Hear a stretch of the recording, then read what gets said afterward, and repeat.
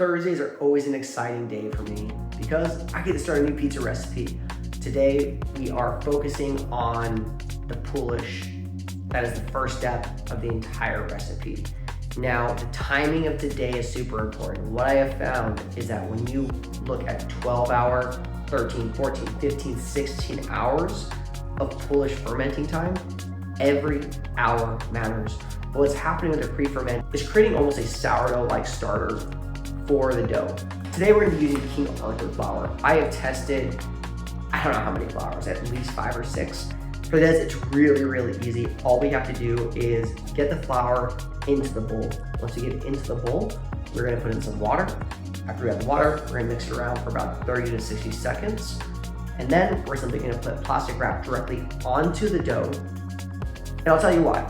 As an example, I found out that there are multiple types of DOP tomato, which is from a particular region in Italy.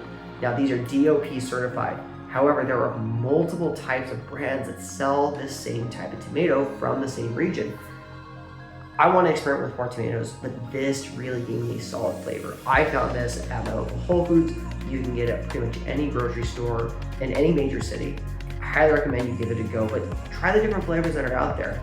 Now, one thing I forgot to mention, it's not just flour and water. We do put a small bit of yeast. Now, I use instant yeast. This has also been a really big learning experience for me. I have active dry yeast in my freezer because I use it a lot for baking.